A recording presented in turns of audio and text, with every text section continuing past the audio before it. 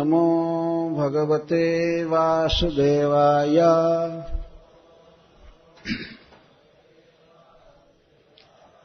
ॐ नमो भगवते वासुदेवाय।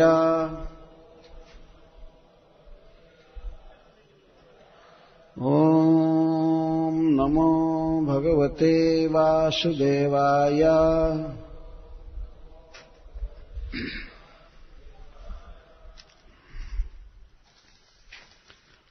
8वें स्कंद के 6ठे अध्याय से प्रारंभ करें।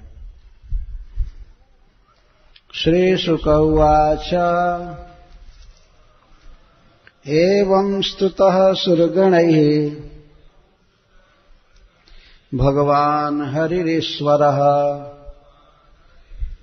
तेषामाविर्भूद्राजन् सहस्रार्कोदयद्युतिः। एवं स्तुतः सुरगणैः भगवान् हरिरीश्वरः तेषामाविर्भूद्राजन् सहस्रार्कोदयद्युतिः। तेनैव महसा सर्वे देवा प्रतिहते क्षणः। नापश्यन् खं दिशः क्षोणीम् आत्मानं च कुतो विभुः। विरिञ्चो भगवान् दृष्ट्वा सह सर्वेण तां तनुम् स्वच्छां मर्कतश्यामां कञ्जगर्भारुणेक्षणाम् तप्तहेमावदातेन लसत्कौसेयवाससा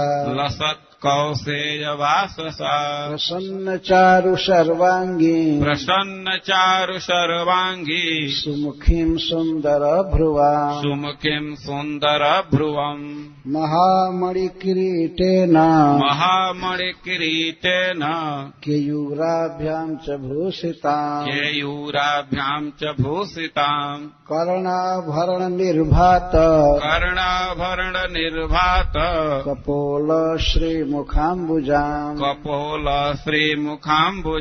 काञ्ची कलापबलय हारनूपुरशोभिताम् कौस्तुभाभरणाम् लक्ष्मीम् बिभ्रतीम् वनमालिनीम्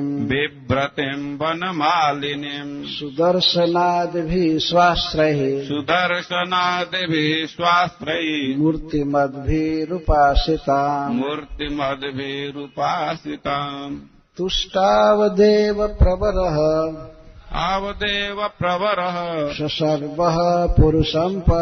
ससर्वः पुरुषं परम् सर्वामरगणैः साकम्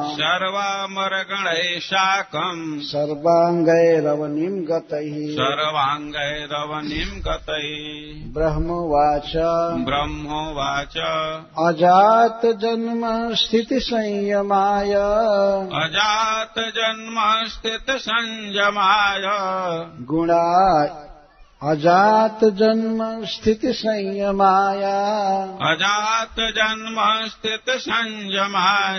गुणाय निर्वाण सुखार्णवाय अणोरणिम्ने परिगण्य धाम्ने महानुभावाय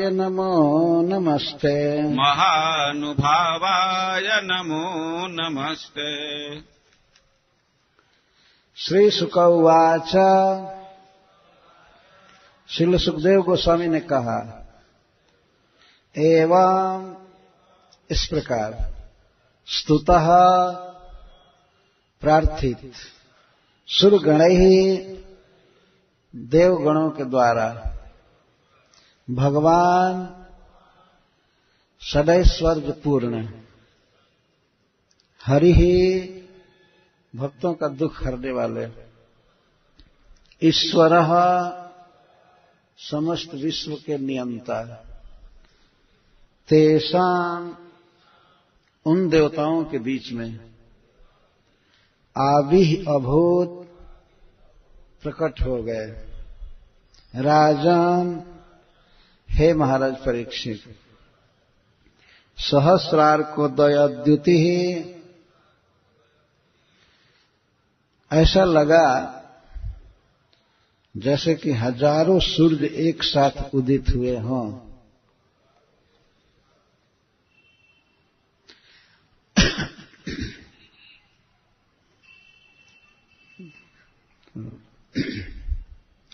भगवान श्री राधा कुंज बिहारी जी की कृपा से, जमुना जी की कृपा से यहां पर भगवान के गुणों को गाने के लिए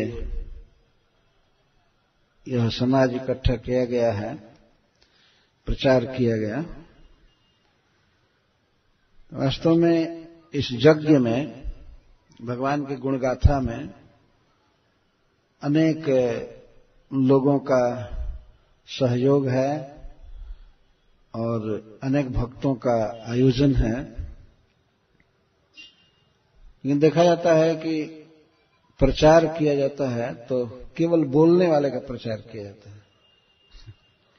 बड़े बड़े बोर्ड लगाते हैं या पंपलेट छापते हैं, तो उसे जो बोलता है उसी का नाम निकलता है। परंतु वास्तव में यह भागवत उत्सव, यह श्रीमद् भागवत कथा कई लोग मिल करके करते हैं। जिस प्रकार ट्रेन चलती है तो ट्रेन तो चलाता है ड्राइवर, लेकिन वास्तव में ट्रेन को रन करने में, चलाने में अनेक लोगों का हाथ होता है। जैसे पहले इंजीनियरिंग विभाग है तो ट्रैक बनाना, पटरी ठीक करना सब ढंग से, यदि वो लाइन न बिछे जमीन पर तो कोई ड्राइवर कैसे रेल चला पाएगा। तो जिन लोगों ने मिल करके लाइन ठीक किया है वे भी रेल चला रहे हैं, भले वो सामने ड्राइविंग ना करते हैं। या जो झंडी दिखाते हैं या गार्ड है अथवा टिकट बेचने वाला है, वो अभी गाड़ी चला रहा है। यदि वो न टिकट बेचे और टिकट न खरीदा जाए तो गाड़ी का चलना तुरंत ठप हो जाएगा। और जो लोग उस गाड़ी में, ट्रेन में चल रहे हैं, वे भी उसको चला रहे हैं, थोड़ा थोड़ा पैसा दे करके चलाते हैं। और नहीं चलने वाले रोक दें कि अब गाड़ी पर नहीं जाएंगे तो रेल ऐसे खाली थोड़े दौड़ेगी। तो श्रोता जो आते हैं कथा में, वे भी इस भागवत सप्ताह की गाड़ी को चला रहे हैं।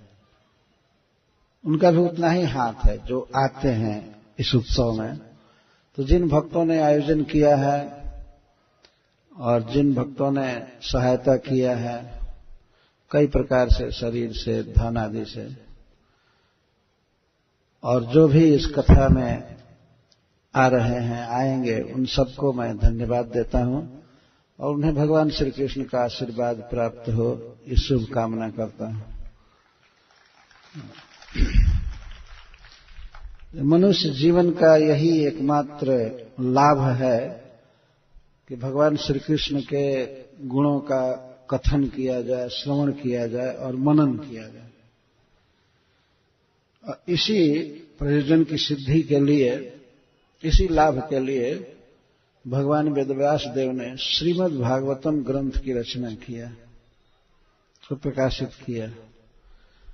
भागवत में अनेक स्थान पर यही कहा गया है कि सुनो सुनो सुनो पिबत भागवतम रसम, इस भागवत रस को पियो पियो पियो। आप लोगों ने भी सुना होगा, कुछ लोग ऐसे हैं जो कहते हैं कि नहीं नहीं, सुनो तो ठीक है लेकिन करो कुछ, करो, नहीं तो नहीं करोगे तो बेकार हो जाएगा। लेकिन ऐसा बोलने वाले लोग भागवत के बारे में नहीं जानते हैं। भागवत करने के लिए नहीं ग्रंथ बनाया गया है, ये सुनने के लिए बनाया गया है। जैसे महाराज परीक्षित ने 7 दिन सुना, तो उसके बाद किए क्या गया? सुने।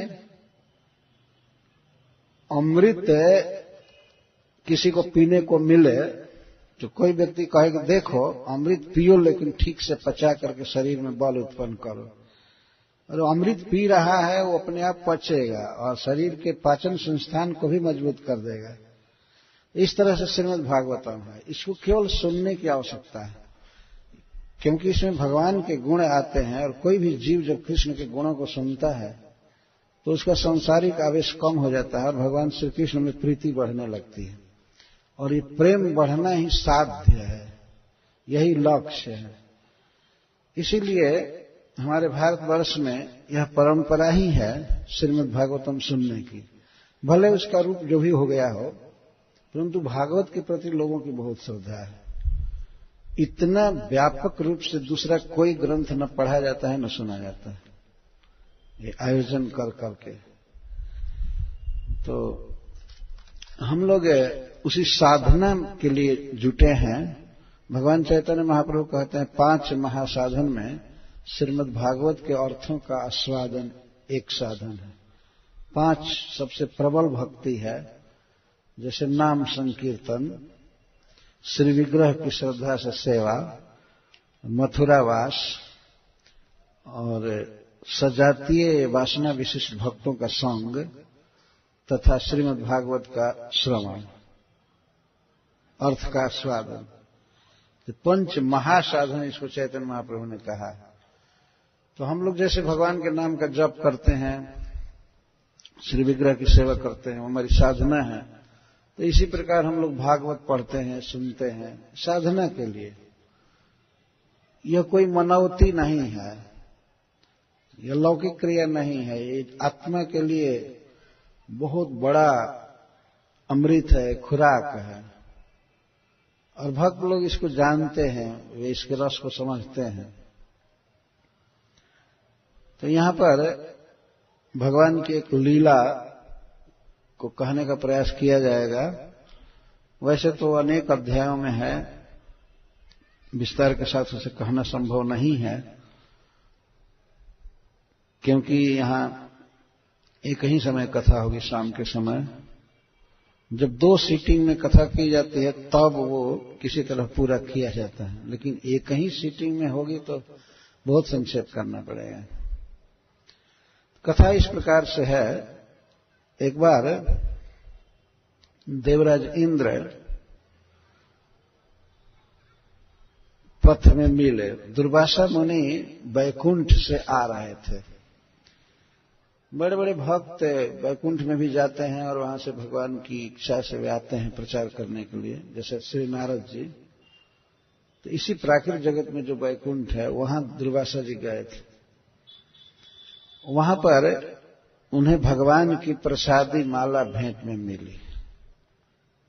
बहुत खुश हुए, बहुत प्रसन्न हुए। आ रहे थे तो रास्ते में देवराज इंद्र मिले, हाथी पर चढ़े हुए। तो उनको देखकर दुर्वासा मुनि ने उनको बड़ी श्रद्धा से भगवान की प्रसादी माला दिया।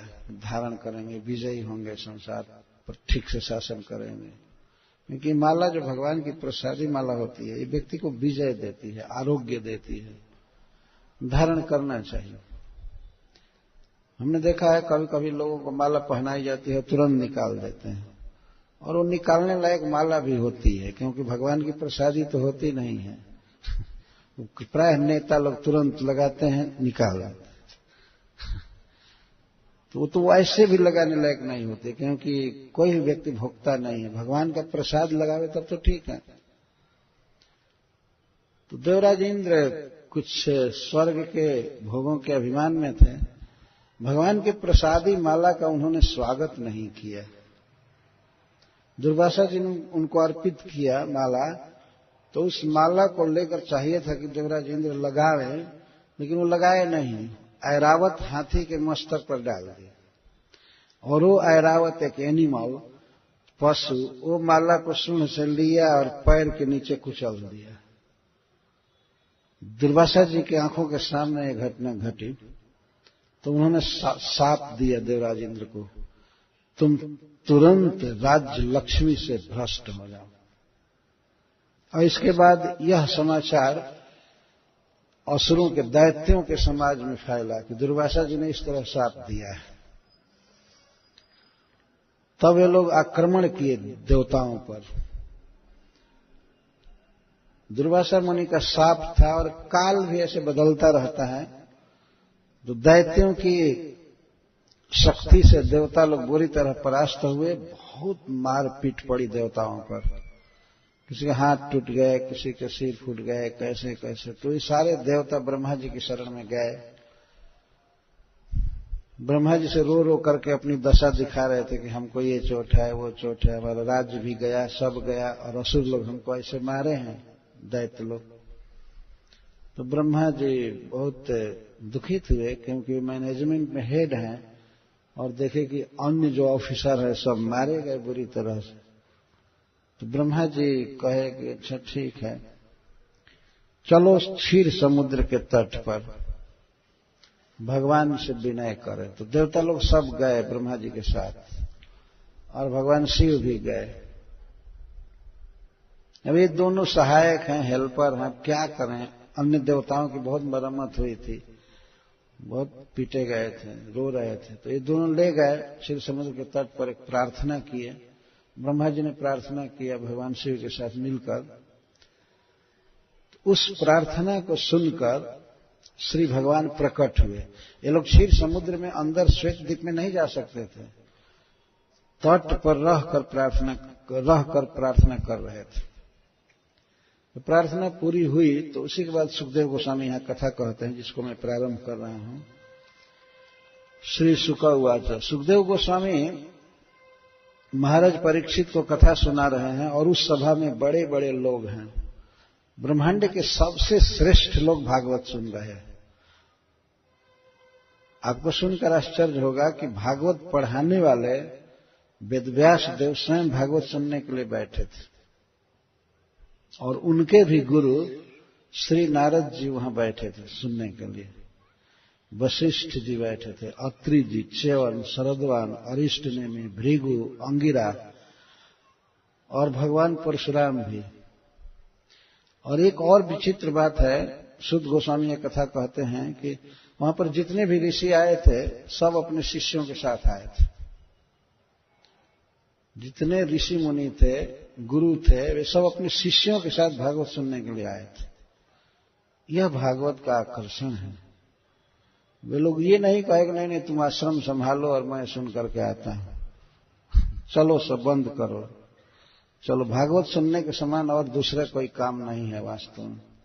तो इसीलिए ऋषि लोग अपना अपना आश्रम आदि सब छोड़ छाड़ करके और भागवत सुनने के लिए आए थे। गंगा जी के तट पर, जिसको आज सुखताल कहते हैं, तो वहां पर एक कथा कह रहे थे पहले की। तो स्तुति जब पूरी हुई, भगवान की प्रार्थना पूरी हुई ब्रह्मा जी के द्वारा और शिव जी के द्वारा,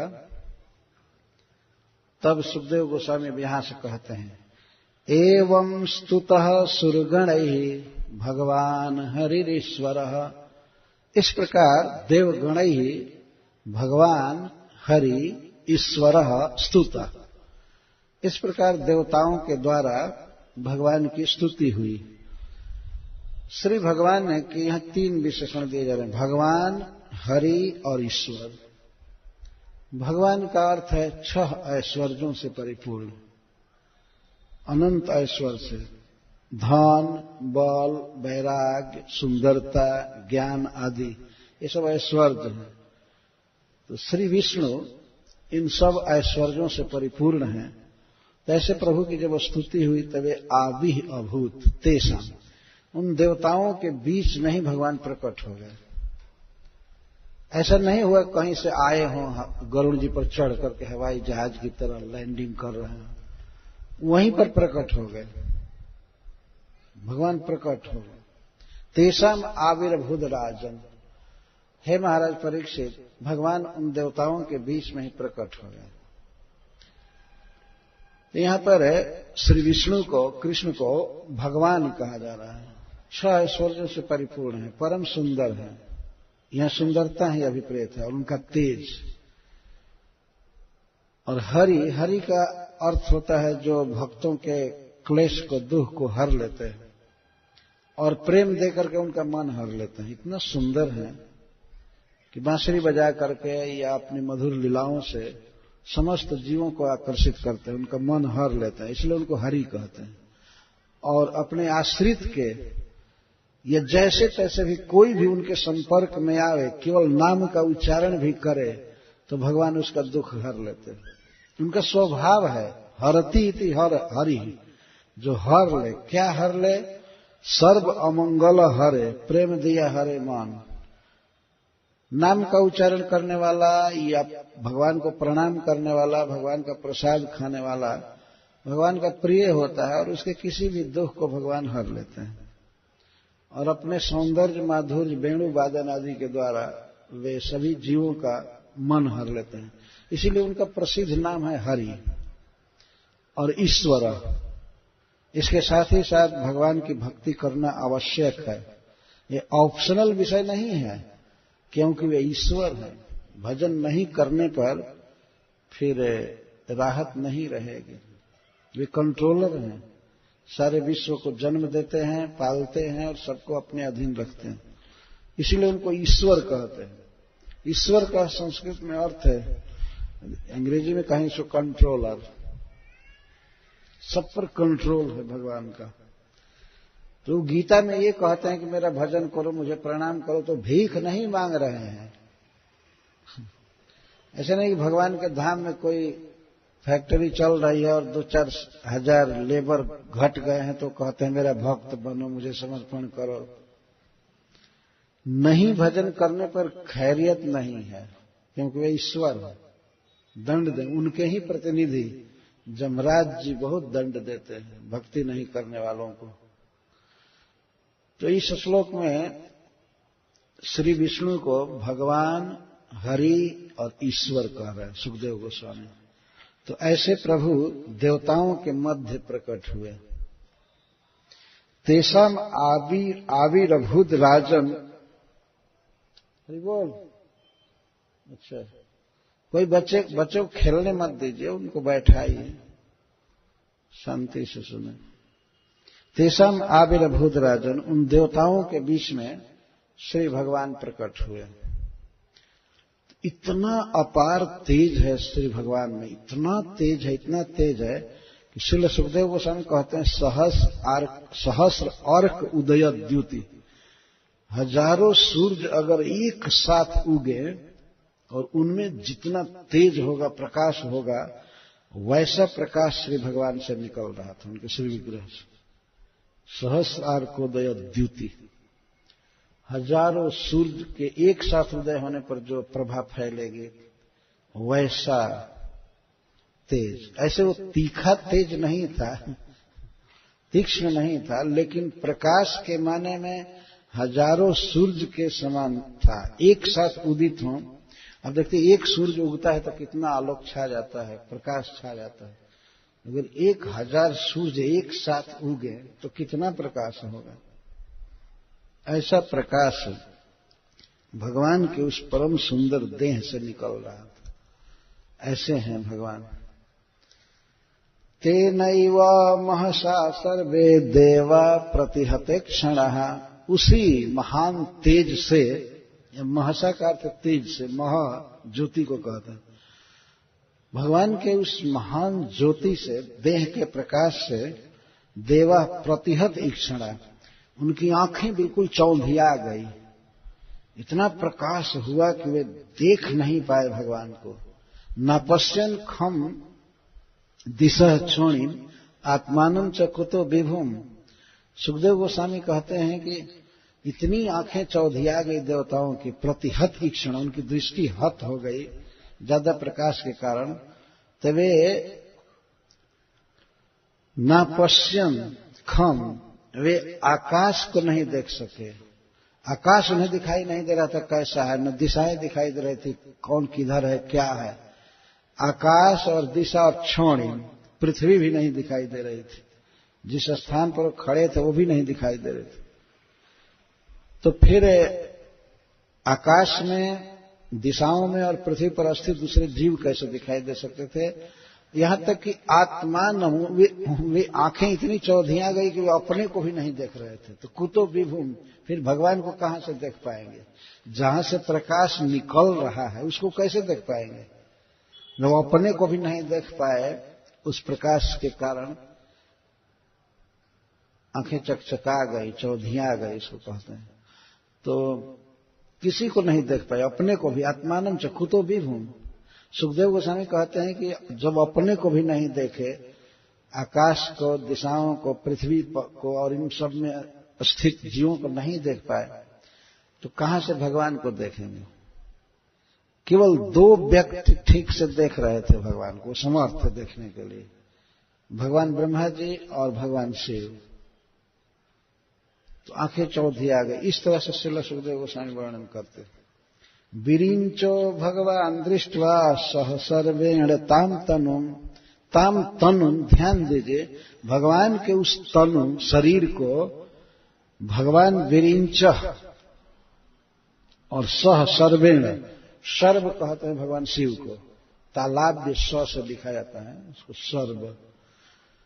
तो सह सर्वेण, सबसे पहले ब्रह्मा जी देखे भगवान को नख से सिख तक। भी वही तेज था, लेकिन ब्रह्मा जी की आंखें नहीं चौधी आई। वे भगवान के परम सुंदर देह को, स्वरूप को देखने में समर्थ हुए। सह सर्वेण, शिव जी के साथ देखे। भगवान ब्रह्मा जी देख रहे थे और भगवान शिव भी देख रहे थे। क्या देख रहे थे। ताम तनुम, उस तन को, उस श्री विग्रह को। जो लोग ये कहते हैं कि भगवान निराकार है, वे अंधे जरा इस श्लोक को तो पढ़े, तो थोड़ा भी संस्कृत का एक आध शब्द जानते होंगे तो जरूर समझ जाएंगे। ब्रह्मा जी उस शरीर को देखे। यदि भगवान के शरीर में और उनमें आत्मा में भेद नहीं है, लेकिन फिर भी उस आकार को बताने के लिए तनुम शब्द का प्रयोग किया जा रहा है।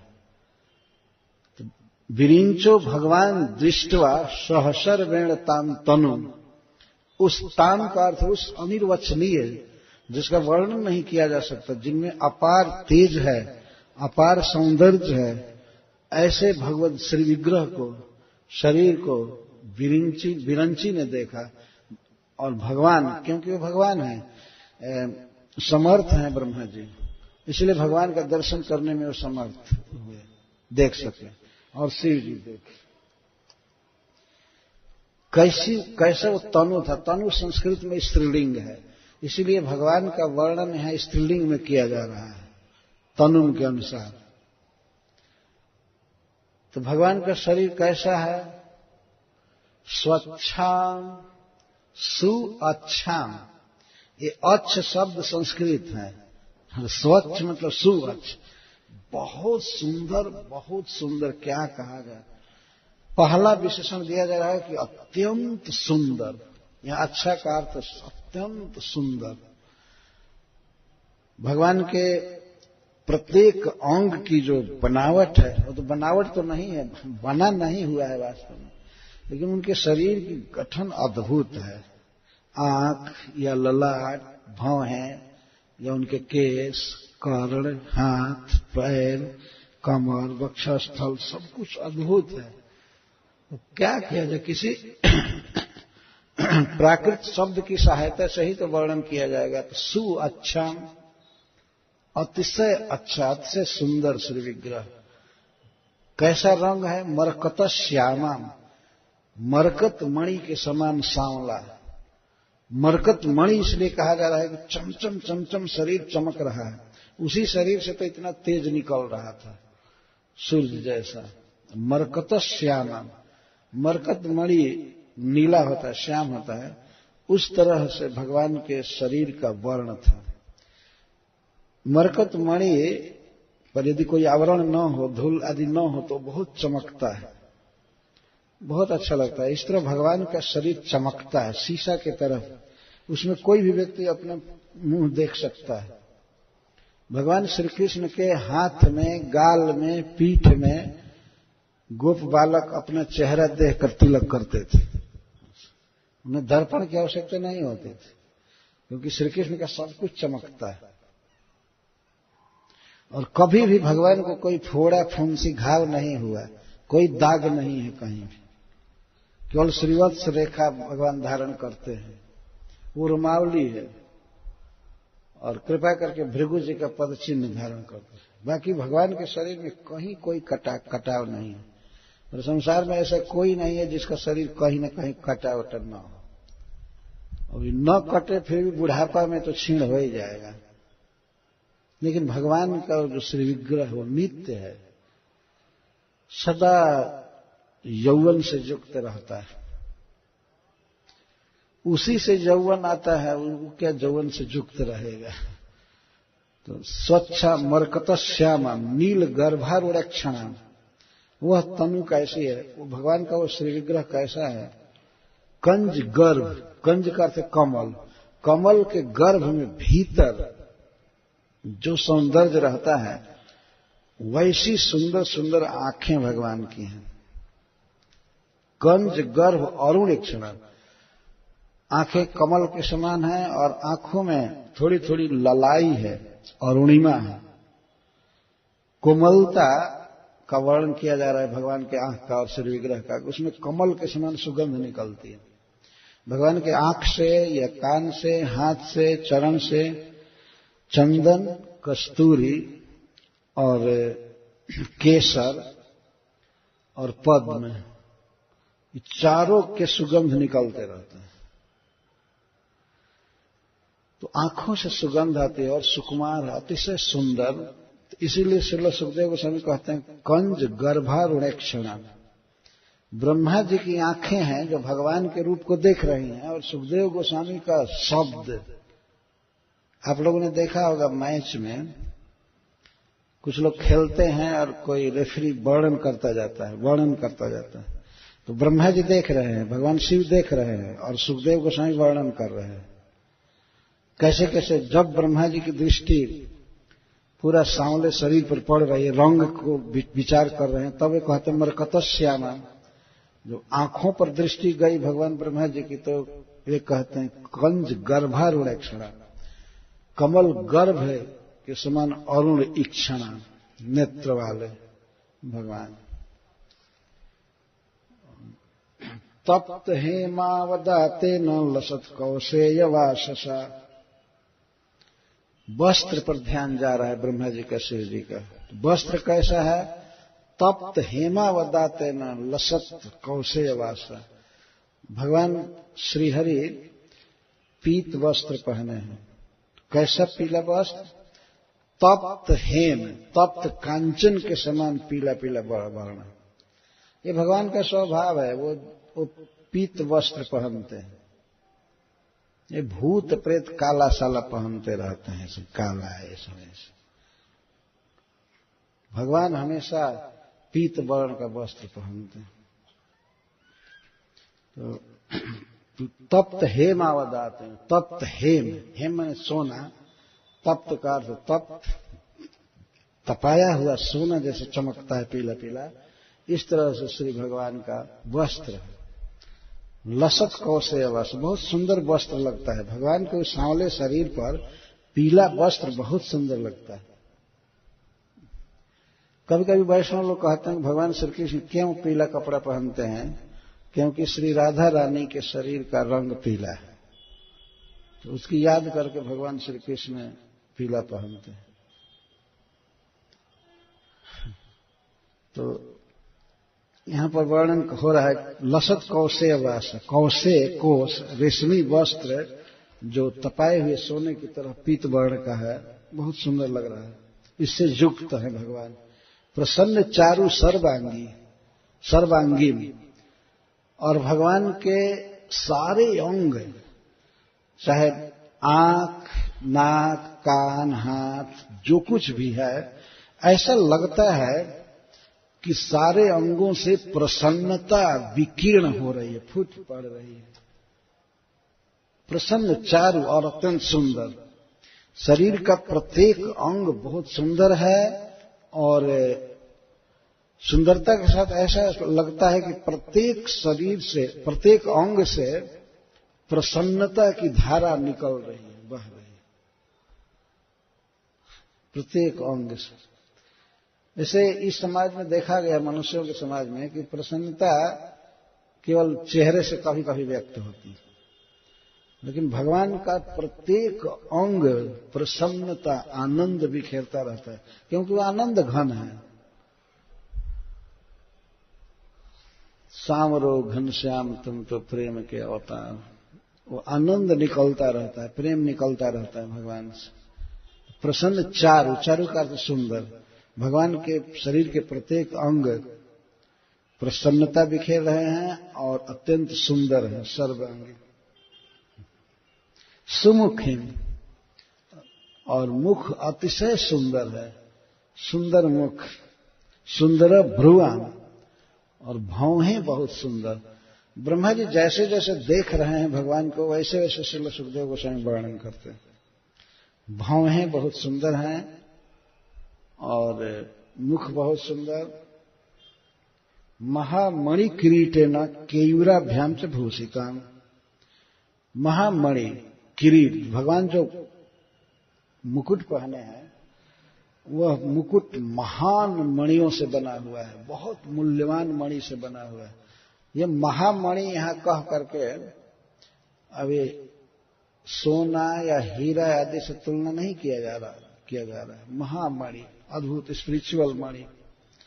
तो महामणि किरीट है ना, भगवान के मुकुट में महामणि लगा हुआ है, बहुत अमूल्य मणि, तो उससे वे युक्त है। महामणि किरीट है ना, और केयूराभ्याम च भूषिता, और ऐसे ही महामणि में केयूर से आभूषित है।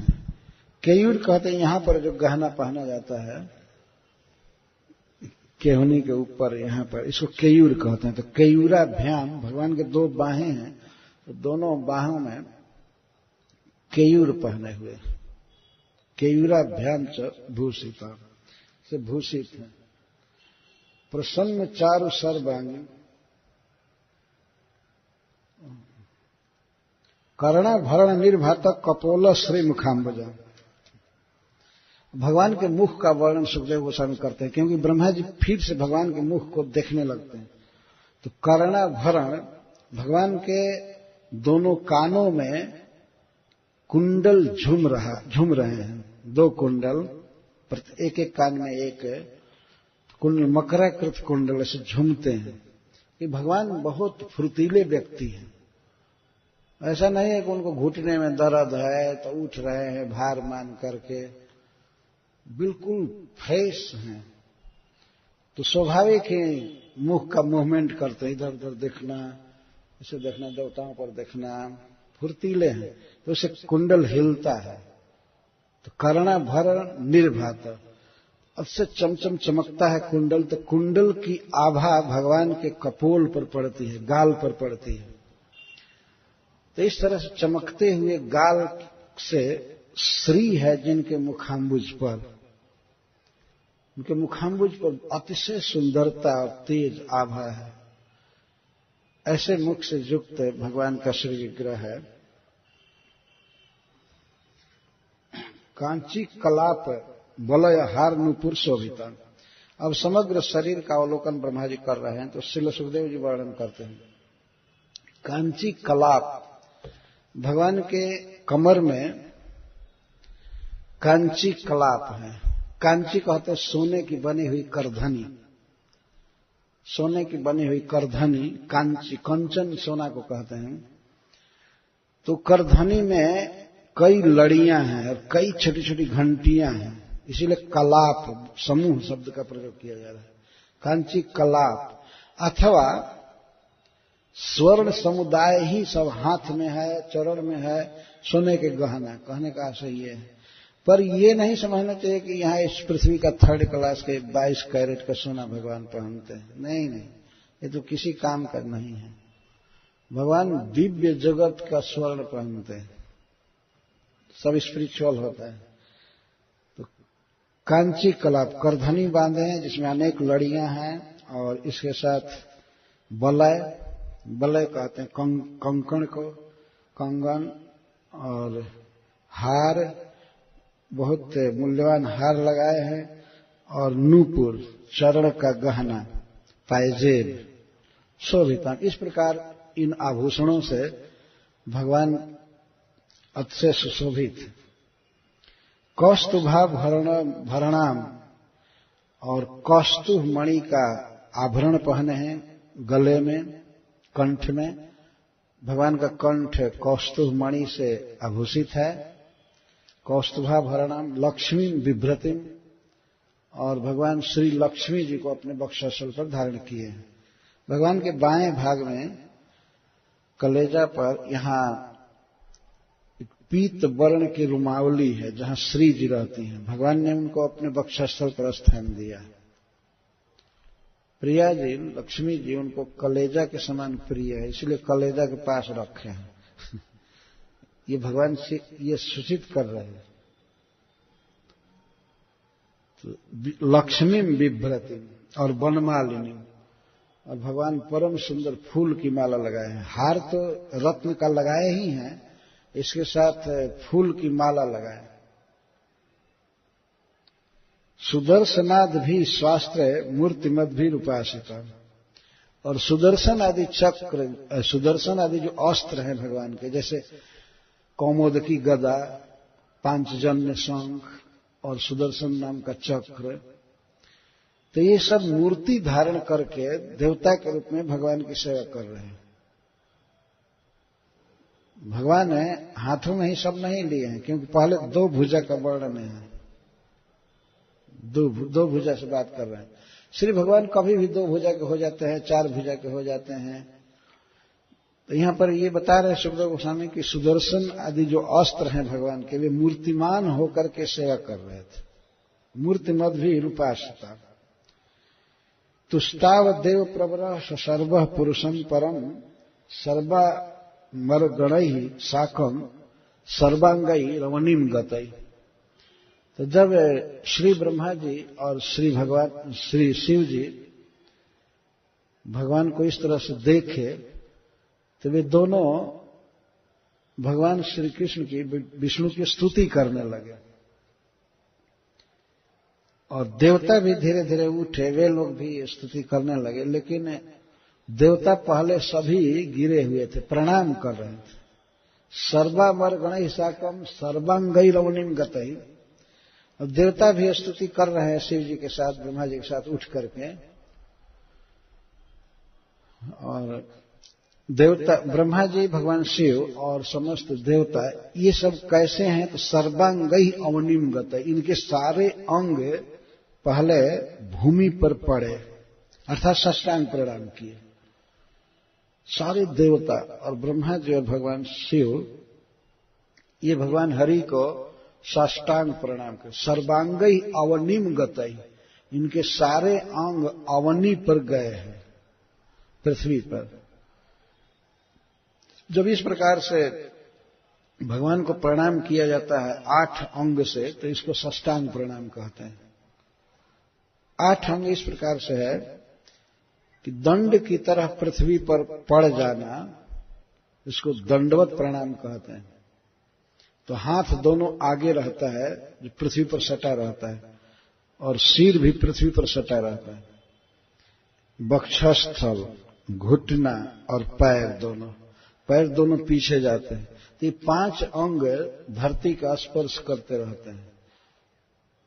पादाभ्याम, जानुभ्याम, वक्षसा, शीर्षा और हस्ताभ्याम, 5। दोनों हाथ आगे, पैर पीछे, और सिर, वक्षस्थल और घुटना पृथ्वी का स्पर्श करते हैं।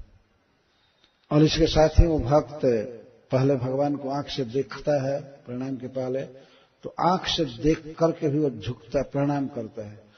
तो नेत्राभ्याम, आंख से देखना, और वचसा, कुछ बोलता है कि हे प्रभु मैं आपको प्रणाम कर रहा हूं, और मन में भी झुकता है। तो वचन से, मन से और आंख से प्रणाम करता है। तो ये 3 प्रणाम हुआ। और 5 पहले जो भी बताया, इसको अष्ट अंग युक्त प्रणाम कर, साष्टांग प्रणाम कर। तो सारे देवता भगवान को साष्टांग प्रणाम कर रहे हैं। देखिए महत्व भगवान का। कभी कभी लोग ऐसे बिना सोचे कह देते हैं, अरे कोई भी देवता एक समान है। कोई एक समान कैसे है? अभी देवताओं की पिटाई हुई थी, भगवान प्रकट हुए हैं, अब उनको उपाय बताएंगे सुख प्राप्त करने का। सभी एक ही कैसे हो जाएंगे? जिन लोगों को कुछ ज्ञान नहीं होता है वैसे लोग ही बोल देते हैं सब एक ही है, और कोई भी रास्ता पकड़ो एक ही जगह जाओगे। कोई भी रास्ता पकड़ो एक ही जगह जाओगे। कोई पागल भी नहीं बोल सकता है रास्ता। हम लोग यहां बैठे हैं और कोई व्यक्ति इधर से अंबाला की तरफ की गाड़ी पकड़े और कोई उधर बॉम्बे की तरफ के, कोई ऊपर उड़ जाए, कोई जमीन में धंस जाए, कोई उधर जाए, कोई उधर, सब एक ही जगह चले जाएंगे। ये कैसा विचार है वास्तव में? ये महापागल महामूर्ख का विचार है। कुछ भी करो बस एक ही जगह चले जाओगे। तब क्या पूछताछ करने की जरूरत है? इंक्वायरी क्यों करते हैं? क्यों टिकट लेते हैं? कोई भी गाड़ी पकड़िए और जहां चाहते हैं चले जाए। तो अजीब अजीब बात बोलते हैं लोग। कुछ भी करो सब एक ही जगह जाओ, कहीं जगह जाएंगे। और कोई भी देवता बस एक समान है, चाहे इसको भजो चाहे इसको भजो। अरे जिसको भजन करना है ठीक है भजो, लेकिन ये मत बोलो कि सब एक ही है। सब यहां साष्टांग प्रणाम कर रहे हैं ना, सबकी आंखें चौधिया गई थी, भगवान की स्तुति किए हैं। भगवान हरि ईश्वर, सभी लोग थोड़े भगवान और हरि और ईश्वर हैं बड़े पद पर, तो उनके अनुसार ही उनको संबोधित करना चाहिए। लेकिन भगवान तो भगवान है। सारे देवता हैं स्तुति कर रहे हैं। कितना सुंदर श्रील सुखदेव गोस्वामी भगवान के रूप का वर्णन किए। यही है भक्तों का श्रोतव्य विषय। भगवान के रूप की बात सुननी चाहिए, गुण सुनना चाहिए, चरित्र सुनना चाहिए। तो इन 6 श्लोकों में, 7 श्लोकों में, 4-5 श्लोकों में भगवान के रूप का वर्णन किया गया। अब देवताओं के द्वारा जो उनकी स्तुति फिर से हुई, जैसे कहा गया तुष्टावत देव प्रवर, देवताओं में श्रेष्ठ श्री ब्रह्मा जी भगवान की फिर स्तुति करने लगे। यही तो भक्ति है कि भगवान का पट नहीं खुला है अभी मंदिर में, तब भी कीर्तन चालू, और ज्यों पट खुलता है त्यों गोविंदम आदि पुरुषम तमहम भजामि।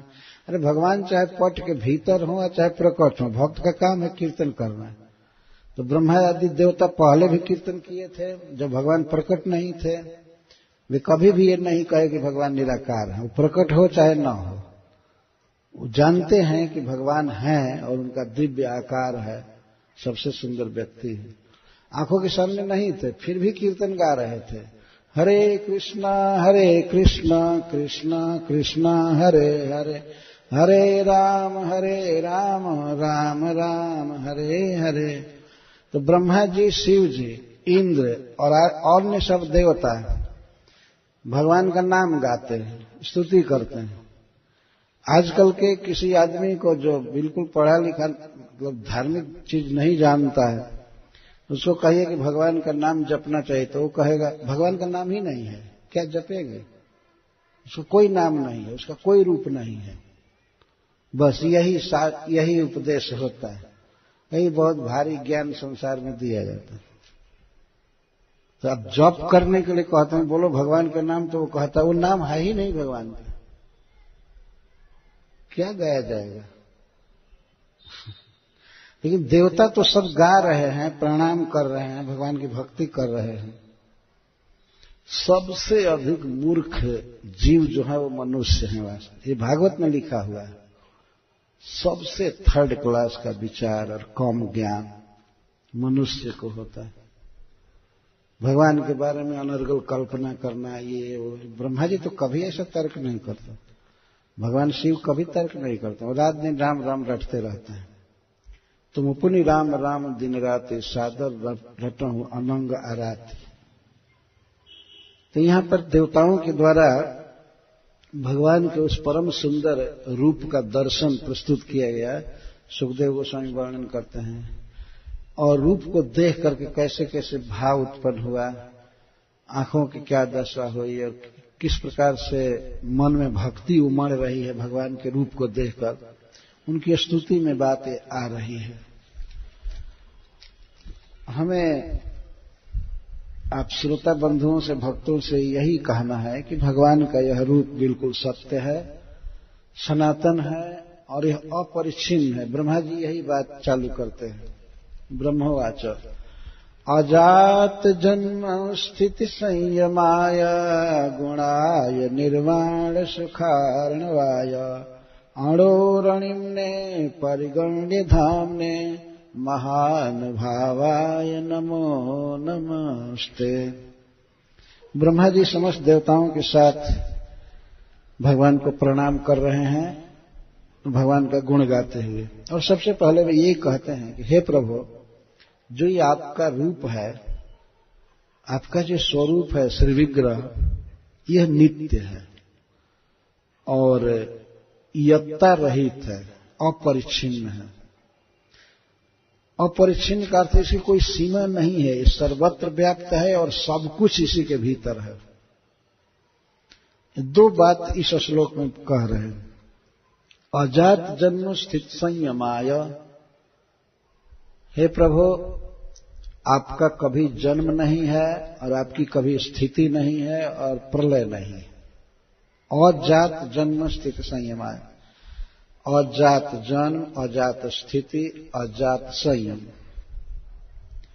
हम लोग जैसे जन्म लेते हैं, प्राकृतिक शरीर धारण करते हैं, एक दिन शरीर छूट जाता है। हे प्रभु, आप कभी भी ऐसा प्राकृतिक शरीर धारण नहीं करते हैं।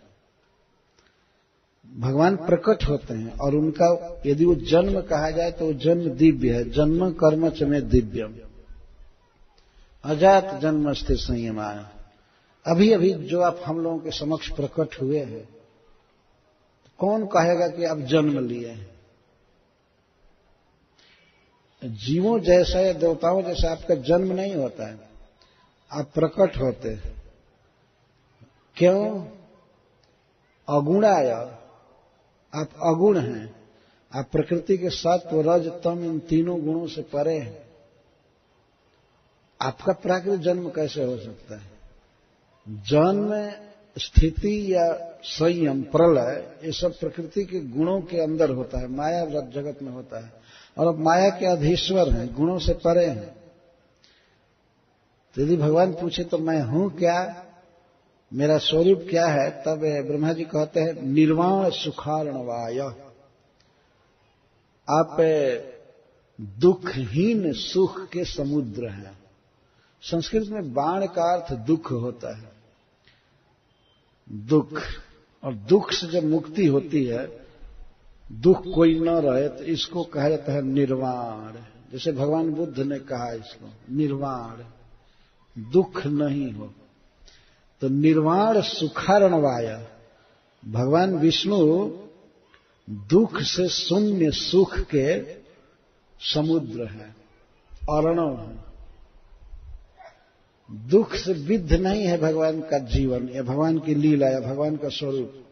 अनंत सुख के समुद्र हैं भगवान। और निर्वाण सुख, यहां का निर्वाण सुख का अर्थ है दुख से शून्य सुख, वह सुख जिसमें कोई दुख नहीं है, अर्थात सच्चा सुख, सत्य सुख, अप्राकृत सुख के आप अर्णव हैं, समुद्र हैं। हम आपको प्रणाम कर रहे हैं। भगवान का श्री विग्रह जो है नख से सिख तक, उससे अनंत अनंत सुख समुद्र निकलते हैं।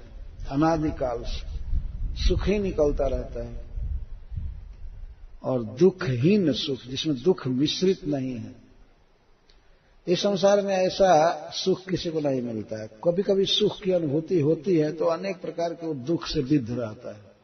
अनेक प्रकार के आदमी को चिंता होती है, ये होता है, वो होता है। थोड़े काल के लिए अनुभूति होती है कि हमको सुख मिला है, वो सुख सुख नहीं होता है, केवल एक मन की वृत्ति मात्र होती है अनुकूल, सुख नहीं होता है। लेकिन भगवान का जो रूप है या उनका चरित्र, उनकी लीलाएं, उसमें सुख है, अनंत सुख है। अणु रणिम्य और परिगण्य धाम में, और ऐसे आप अणु से भी अणु हैं, छोटे से भी छोटे, आप अति सूक्ष्म हैं। इसका अर्थ है कि आपका ज्ञान होना बड़ा कठिन है, दुर्गेय है। जब आप स्वयं अपना वर्णन करते हैं तब आपका ज्ञान होता है। जैसे भगवत गीता में भगवान ने अपने विषय में स्वयं बताया है, तो भगवत गीता पढ़ करके कृष्ण को आसानी से समझा जा सकता है। लेकिन ऐसे भगवान के विषय में कोई क्या सोचेगा, क्या जानेगा कि भगवान सूक्ष्म है, दुर्गेय है। पर ऐसा होते हुए अपरिगण्य धाम ने, हे प्रभु आपका जो धाम है, धाम माने स्वरूप, आपका जो स्वरूप है वह परिच्छिन्न नहीं है, विभु है, यत्ता शून्य है। भगवान देखने में लगता है कि एक जगह है, छोटे से हैं, लेकिन वो सर्वत्र व्याप्त हैं, बल्कि सारा जगत उनके भीतर है। ये भगवान के स्वरूप की विशेषता है। वो परिच्छिन्न नहीं है, उसकी यत्ता नहीं है, सीमा नहीं है, क्योंकि महानुभाव आया। ऐसा होना आश्चर्य की बात नहीं है। आप महाप्रभाववान हैं, महाप्रभावशाली हैं। ऐसे प्रभु को हम नमो नमः ते, आपको हम बार बार प्रणाम करते हैं, बार बार प्रणाम करते हैं। और कोई जीव क्या कर सकता है, भगवान को प्रणाम कर सकता है, यह बहुत बड़ी भक्ति है। तो ये सब देवता भगवान को प्रणाम कर रहे हैं। अजात जन्म स्थित संयमाया गुणाय निर्वाण सुखार्णवाय अणो रणिम्ने परिगण्य धामने महानुभावाय नमो नमस्ते। इसे सीखना चाहिए कि जब भगवान ब्रह्मा जी, शिव जी और अन्य सब देवता विष्णु को प्रणाम कर रहे हैं, तो हमें क्यों नहीं करना चाहिए? प्रणाम करने में ही जीव की शोभा है। भगवान प्रणाम के विषय हैं, प्रेम के विषय है। प्रेम उन्हीं को करना चाहिए, उन्हीं को प्रणाम करना चाहिए, उन्हीं का भरोसा करना चाहिए। अब श्री ब्रह्मा जी देवताओं के साथ कहते हैं, रूपम तवै तत्पुरुषर सभेज्यम श्रेयोर्थिभिर वैदिकतांत्रिकेण जोगेन धात सहनस्त्रिलोकान पश्यामस्मिन् विश्वमूर्तौ। हे प्रभु, तव एतत् रूपम, ये जो आपका रूप है, जो हमारे सामने आप प्रकट किए हैं,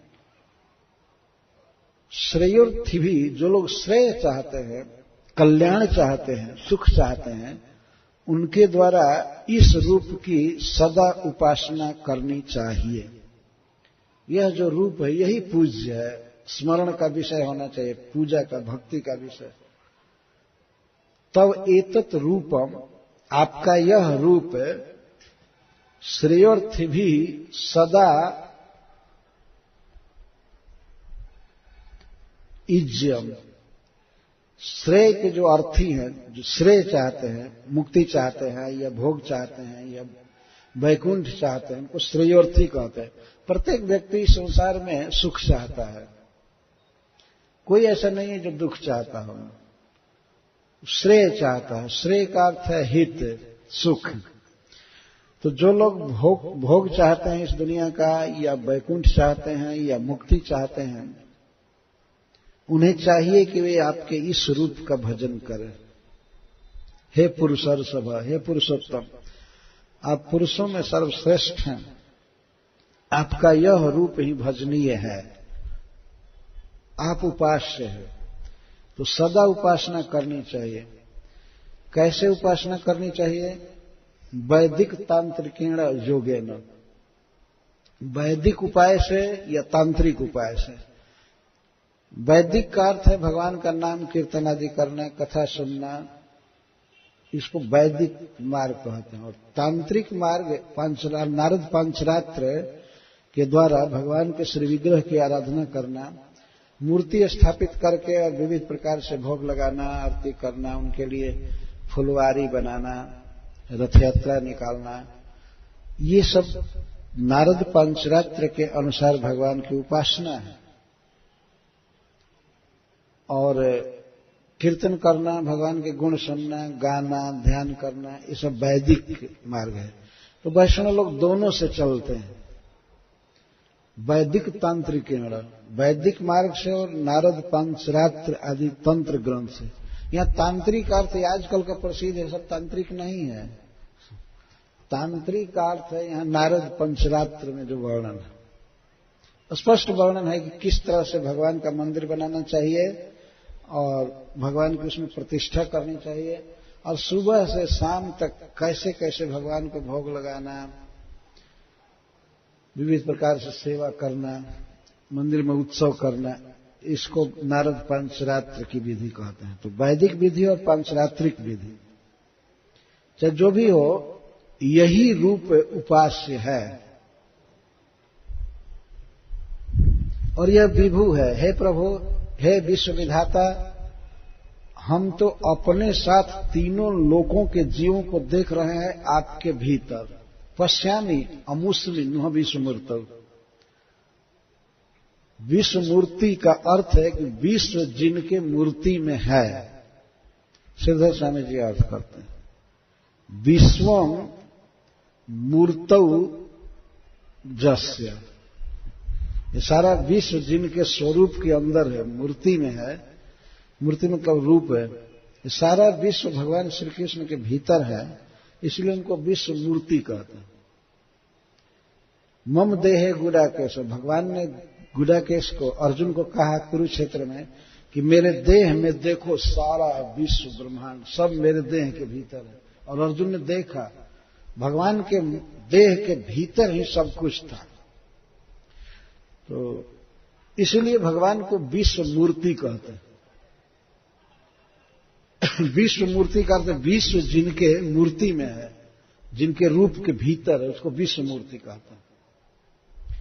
तो ये बात समझने की है कि भगवान का यह जो रूप है, ऐसा नहीं मनुष्यों जैसा है कि मनुष्य जैसा सीमित है, परिच्छिन्न है। अब मनुष्य के पेट में कितना चीज अटवाएंगे, थोड़ा खा लेता है तो अपच हो जाता है। लेकिन भगवान श्री कृष्ण के इसी शरीर में सारा विश्व ब्रह्मांड है, सारा विश्व है, तो अपरिच्छिन्न है। और मैं तो देख रहा हूं, ब्रह्मा जी कहते हैं पश्यामि नह सह, अपने साथ, मैं अपने साथ ही सबको देख रहा हूं कि आपके शरीर के भीतर ही सब है। त्वय्यग्रे आसीत् त्वय्मध्ये आसीत् त्वय्यन्ते आसीत् इदमात्मतंत्र। आप आत्मतंत्र है, स्वतंत्र है। स्वतंत्र प्रभु में, आप में यह पहले भी था विश्व। त्वयि अग्रे आसीत्, सृष्टि के पहले था, और सृष्टि के बाद भी त्वयि मध्य आसीत्, और त्वयि अंत आसीत्, और अंत में भी आप में ही रहता है। ये सारा विश्व प्रपंच, सारे जीव समुदाय आप में थे पहले, इस समय भी आप में हैं, बाद में भी आप में ही रहते हैं। आत्मतंत्र इदम, इदम मतलब यह विश्व स्वतंत्र आप में था। त्वमादिरंतो जगतस्य मध्यम, आप इस, बल्कि इस जगत के आप आदि हैं, इसके अंत हैं, और इस जगत के मध्य भी हैं। घटस्य मृतस्य में परः परस्मा, जैसे मिट्टी के घड़े में, घड़े के शुरू में भी मिट्टी है, मध्य में भी मिट्टी है, अंत में भी मिट्टी है, मिट्टी के अलावा उसमें कुछ नहीं है।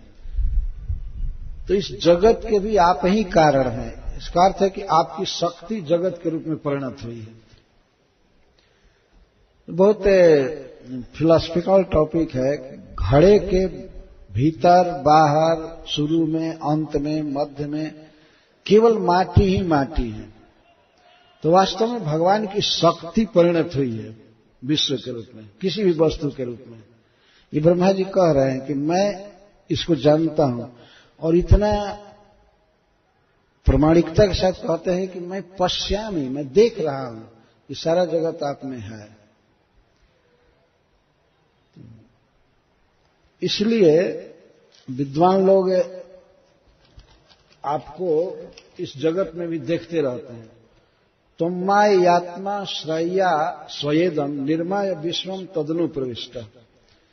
आप आत्म माया, माया स्वया माया, यह माया शक्ति आपकी है, आप अपनी माया शक्ति के द्वारा, जो आप पर ही आश्रित है, आप ही उसके आश्रय हैं, इस माया के द्वारा विश्व निर्माय, इस विश्व का निर्माण करके तद अनुप्रविष्ट, फिर आप विश्व में कण कण में, जीव जीव में, सबके हृदय में, सब जगह प्रवेश करते हैं। निर्माय विश्व में, इस विश्व का निर्माण करके और आप प्रवेश करते हैं। अतः पश्यन्ति युक्ता मनसा मनीषिणो गुण व्यवायेप्य गुणम विपश्चित। इसलिए जो युक्त हैं, मनीषी हैं, विपश्चित हैं, विद्वान हैं, वे लोग आपको सृष्टि के समय, गुण व्यवाय का अर्थ है कि गुणों के परिणाम के समय, सृष्टि के समय भी, यद्यपि आप प्रकृति के अंदर हैं पर फिर भी अगुण हैं, निर्गुण हैं, प्रकृति के सत्व रज तम आदि गुण से शून्य हैं, तो आपको अगुण के रूप में अर्थात अप्राकृत दिव्य रूप में पहचान लेते हैं। पश्यन्ति कौन कौन? युक्ता मनीषिण विपश्चित। युक्त का अर्थ होता है जिनका चित्त समाहित है, एकाग्र है, अथवा जो भक्ति योग में लगे हुए हैं, जो भक्ति के किसी न किसी अंग में युक्त हैं, लगे हैं, तो उनको युक्त कहा गया है। जैसे भगवान का नाम जप कर रहे हैं, हरे कृष्णा कृष्ण कृष्ण हरे हरे, हरे राम राम राम हरे, अथवा भगवान को प्रणाम कर रहे हैं या भगवान के श्री विग्रह की आराधना कर रहे हैं, भागवत पढ़ रहे हैं, सुन रहे हैं, किसी न किसी भक्ति के अंग में जो लगे रहते हैं उनको युक्त कहा गया है। तो जो युक्त रहते हैं, युक्त हैं, भगवान की भक्ति में लगे हैं, और मनीषी, मनीषी का अर्थ होता है विवेकी। क्या सत्य है, क्या असत्य है, क्या अच्छा है, क्या बुरा है, इस बात को वे लोग समझते हैं। और विपश्चित का अर्थ जो शास्त्रज्ञ, जो शास्त्रों के विद्वान है, तो जो शास्त्र के, भागवत आदि शास्त्रों के मर्म को जानते हैं और विवेकी हैं और भक्ति युग में लगे हुए हैं, वे इसी संसार में गुणों के भीतर ही आपको अगुण के रूप में देखते रहते हैं। अब जानते हैं कि आप प्रकृति के गुणों से प्रभावित नहीं हैं, आपको देखते हैं। आपको देखने का मतलब आपके इस स्वरूप को देखते हैं। तो पश्यन्ति युक्ता मनसा मनीषिणो, कैसे देखते हैं? मनसा, मन से देखते हैं, मनन करते हैं। इसका अर्थ है कि मन में मनन करते हैं और चित्त में देखते हैं। मन का अर्थ चित्त भी होता है। चित्त में भीतर अपने आप पर विचार करते रहते हैं, क्योंकि ये शास्त्रज्ञ हैं, विवेकी हैं और आपके भक्ति से युक्त हैं, अतः आपको देखते रहते हैं। तो जो विवेकी हैं, भक्त हैं, मनीषी हैं, शास्त्रों को जानते हैं, वे लोग तो भगवान को पहचान जाते हैं। वे जानते हैं भगवान इस संसार में है, कण कण में है, सर्वव्यापक है, लेकिन है निर्गुण, प्रकृति के गुणों से परे है। आपका यह स्वरूप, या आपका चरित्र, आपकी लीला सब अप्राकृत, प्रकृति से ऊपर है। तो प्रकृति से ऊपर जो है उसको निर्गुण कहते हैं, गुणातीत। तो भक्त लोग आपको पहचान जाते हैं। पश्यन्ति युक्ता मनसा मनीषिणो गुण व्यवायेप्य गुणम विपश्चित।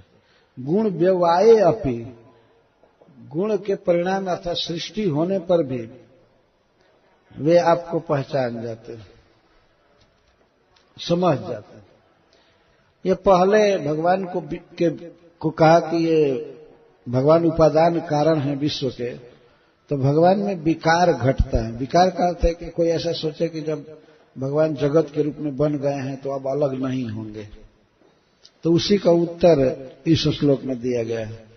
नहीं, भगवान प्रकृति के गुणों के भीतर रहते हैं, स्वीकार करते हैं, सृष्टि करते हैं सब कुछ, लेकिन भगवान बिल्कुल दिव्य हैं, अप्राकृत है किसी भी स्थिति में। और युक्ता मनीषिणः विपश्चितः पश्यन्ति, और भगवान को जान जाते हैं, देखते हैं। अब अनेक दृष्टांत के द्वारा श्री ब्रह्मा जी समझा रहे हैं कि भगवान को कैसे इसी संसार के अंदर पाया जा सकता है। कई दृष्टांत दे रहे हैं। जथाग्निमेधस अमृतम च गोसु भुव्यन्नमंबु उद्यमने च वृत्ति योगैर मनुष्य अध्ययन्ति ही त्वाम गुणेश बुद्धिया कवयो वदन्ति। कैसे भगवान को इस संसार में पाया जा सकता है और भगवान हैं, इसको दृष्टांत के द्वारा समझाया जा रहा है।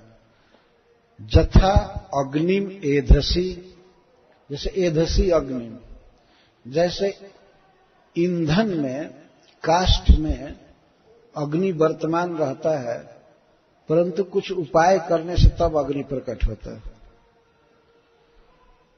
ये सारे संसार में अग्नि व्याप्त है, काठ में भी व्याप्त है, लोहे में भी व्याप्त है, सब जगह व्याप्त है। यदि कहीं पर आग लगती है, आप लोगों ने सुना है, देखा है कि छोटी सी आग की चिंगारी किसी विशाल काष्ठ समूह में लग जाए तो विशाल अग्निपुंज उत्पन्न होता है, बहुत बड़ा अग्नि ज्वाला। तो अग्नि था पहले से उस लकड़ी में, काष्ठ में, उसको केवल प्रकट किया गया है।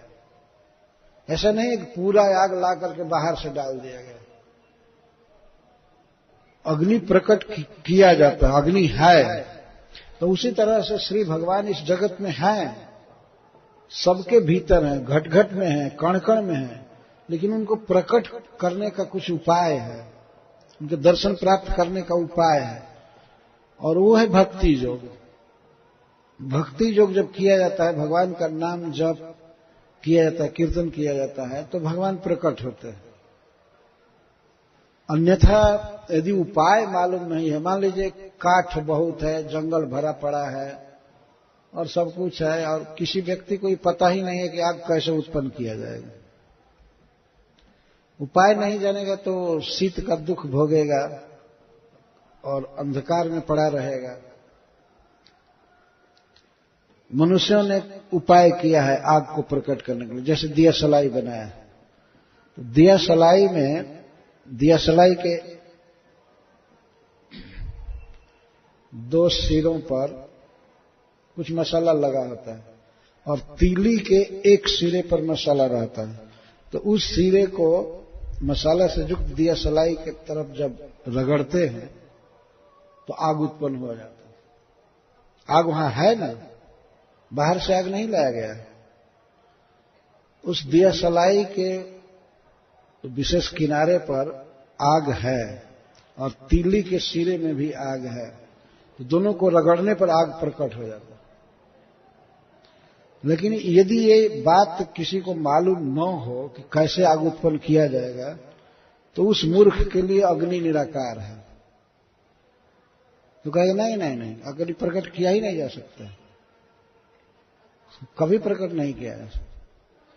लेकिन हम लोग तो रोज प्रकट करते हैं ना।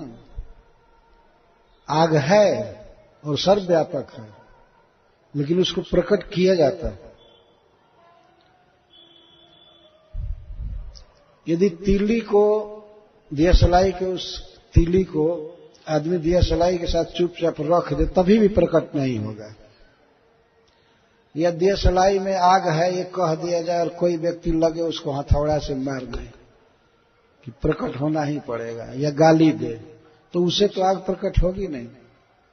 अग्नि को प्रकट करने के लिए कुछ उचित कायदा है, कैसे प्रकट होगा। या किसी अरणी को, एक ऐसा काष्ठ होता है जंगल में, अरणी को यदि रगड़ा जाए तो उससे आग उत्पन्न हो जाती है, अग्नि उत्पन्न हो जाता है रगड़ से। जैसे मंथन से अग्नि उत्पन्न होता है, उसी तरह से जब भगवान के नाम रूप गुण आदि का मंथन किया जाता है, आवृत्ति की जाती है, तो भगवान बिल्कुल प्रकट हो जाते हैं, प्रेम से प्रकट हो जाते हैं।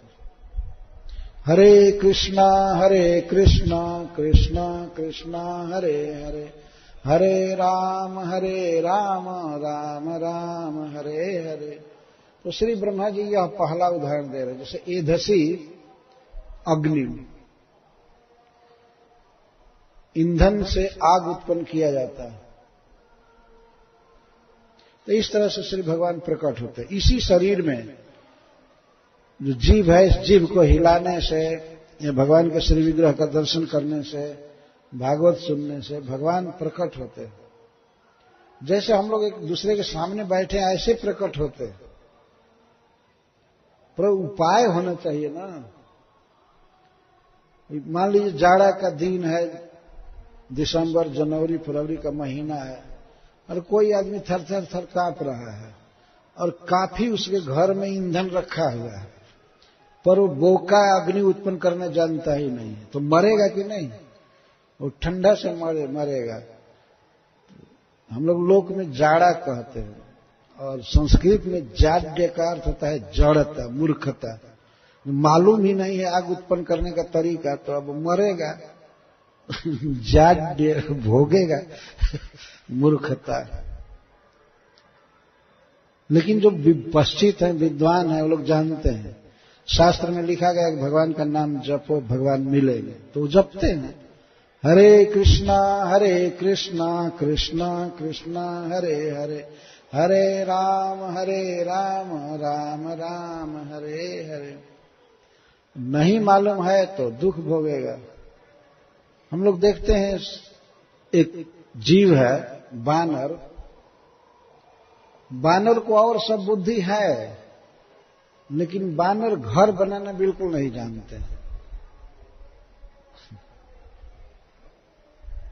हम पहले पढ़े थे संस्कृत में कथा, आपने देखा होगा कुछ पक्षी होते हैं जो वृक्ष की बिल्कुल शाखा में अपना नीड बना देते हैं, खोता, और वो झूलता रहता है हवाई महल की तरह,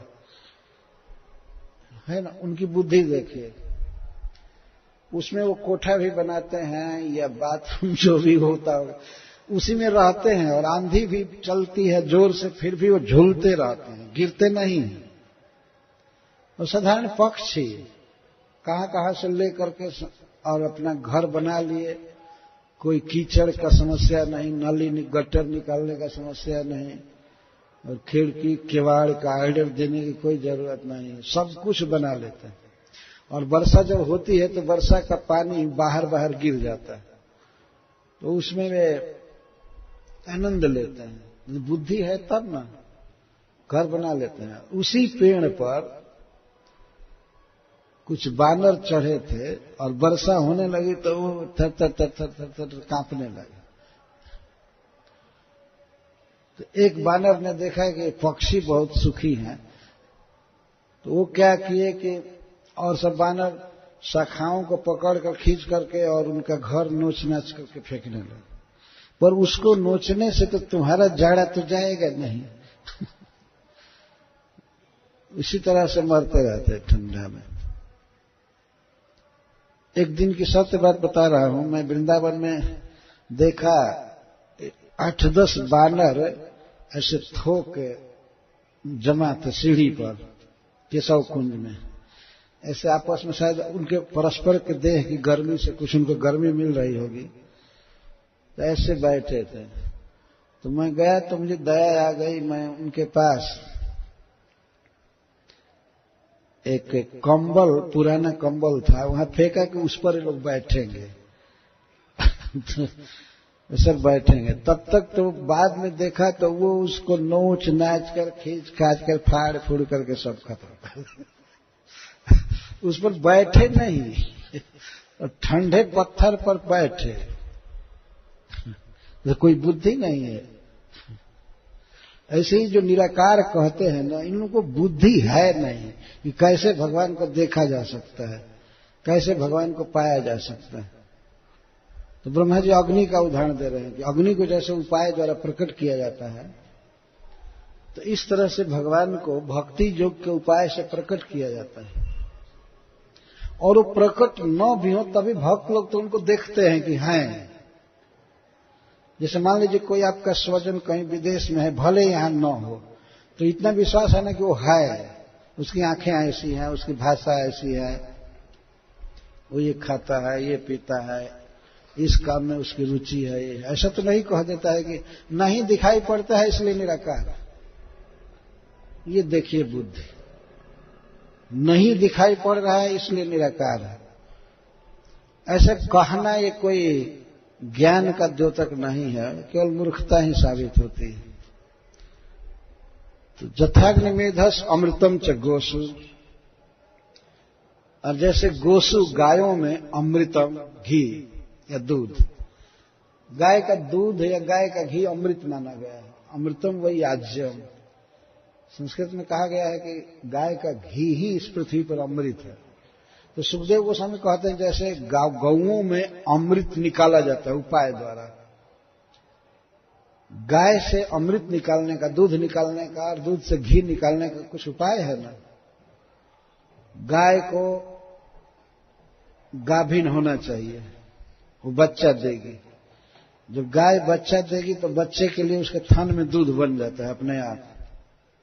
जब तक वो बच्चा नहीं देगी दूध नहीं देगी।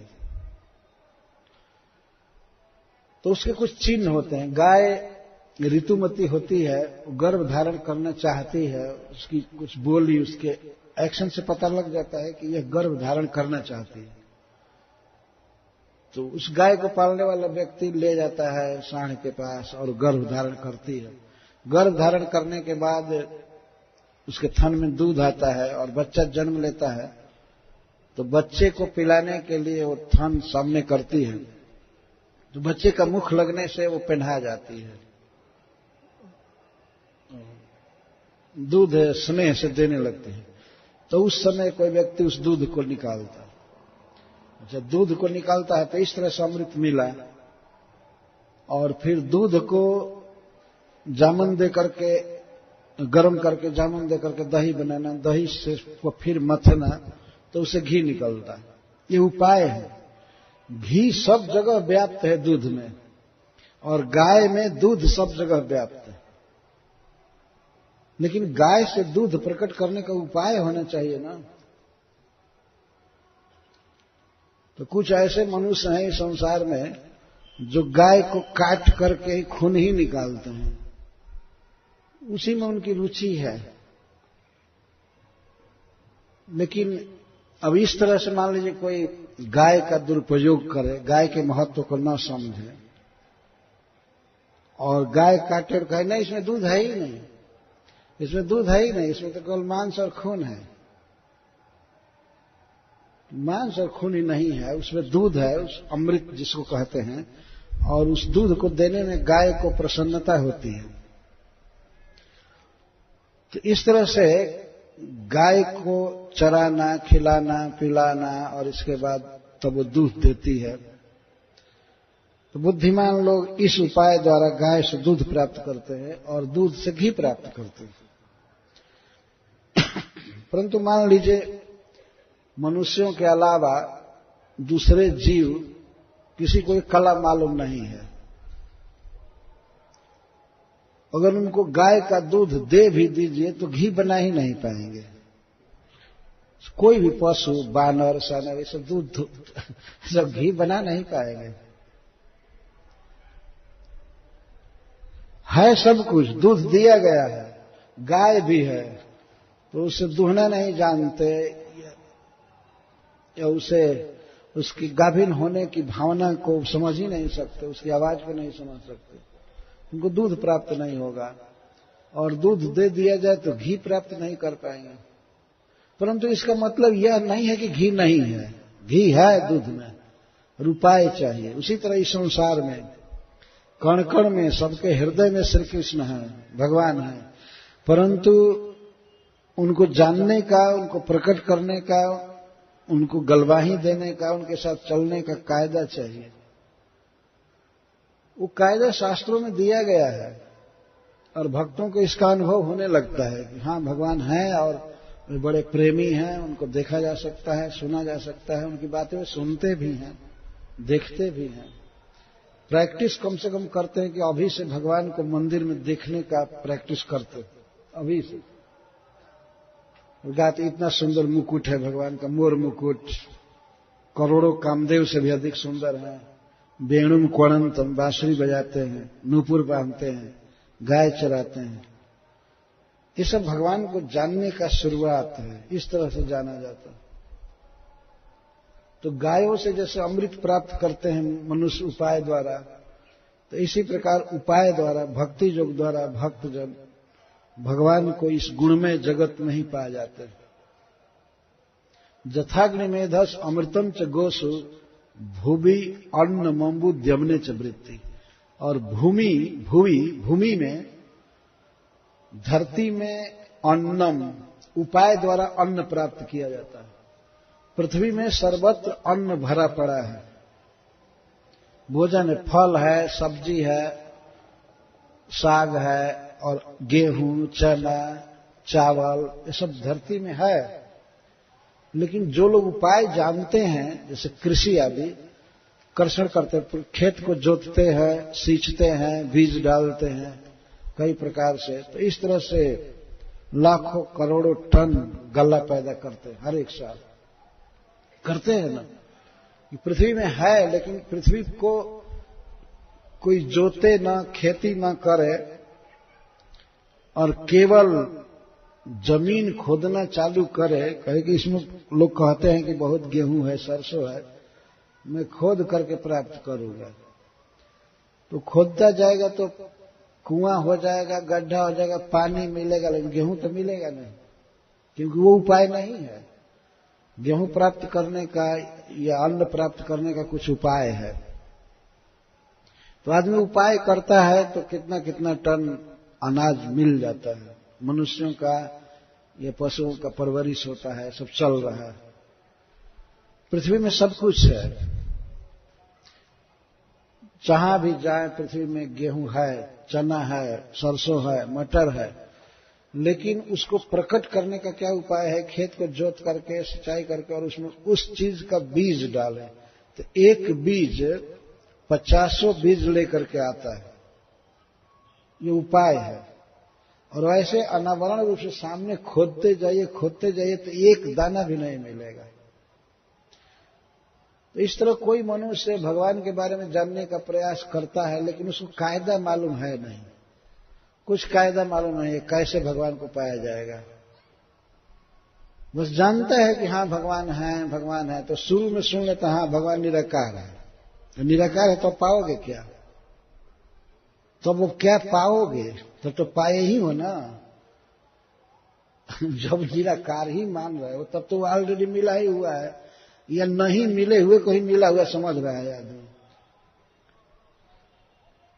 तो भगवान के रूप में श्रद्धा होनी चाहिए।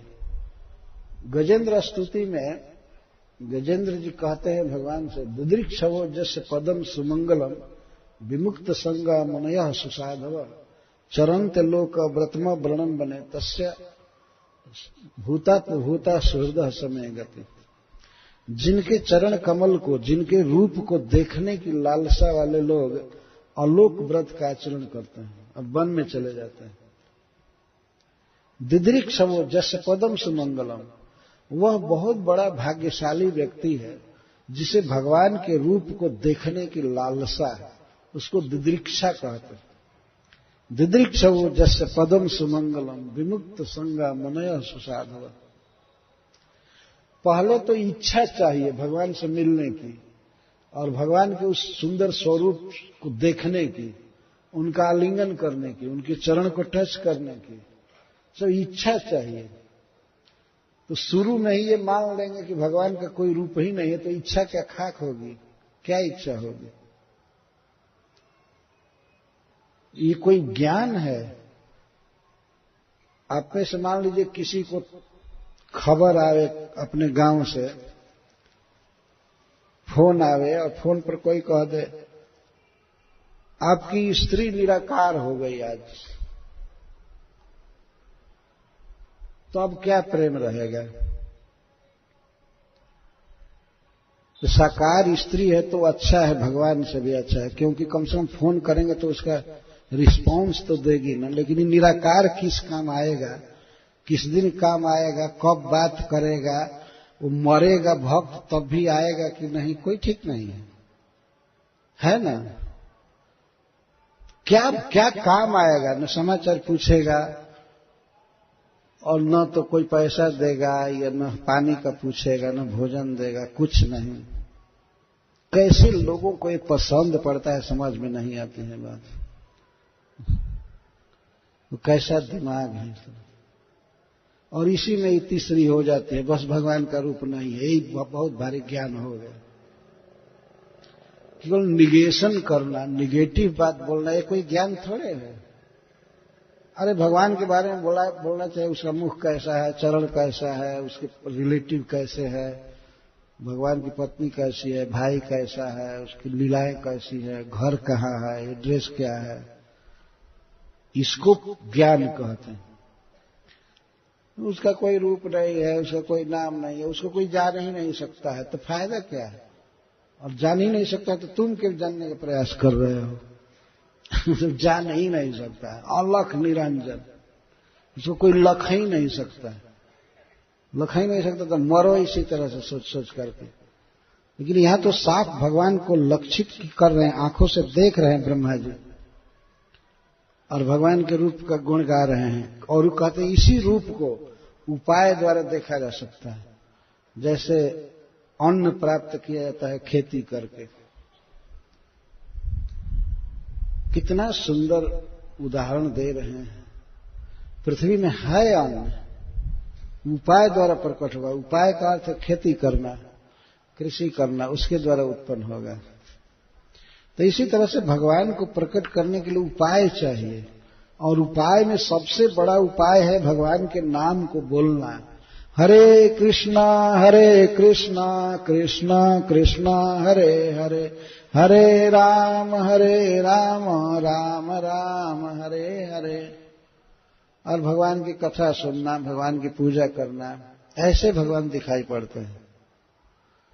ये ब्रह्मा जी सब बात बता रहे हैं। भुवि अन्नम, पृथ्वी से अनेक उपायों द्वारा अन्न उत्पन्न किया जाता है। कितने कितने फल उत्पन्न होते हैं, कैसे कैसे, कितनी सब्जियां उत्पन्न होती हैं। और कोई एक दिन संघ बनावे, मान लीजिए किसान संघ बना लें, चाहे कोई पागल किसान, और कहेंगे नहीं नहीं, कहीं पृथ्वी में कोई अन्न नहीं है। कुछ लोगों ने झूठा प्रचार कर दिया है कि इसमें बहुत अन्न रखा हुआ है, इसमें भिंडी है, टमाटर है, आलू है, और जौ है, गेहूं है, चना है, सरसों, सब कुछ। कौन कहता है कि रखा? मैं तो इतना गड्ढा खोदा, एक दाना मुझे गेहूं का नहीं मिला।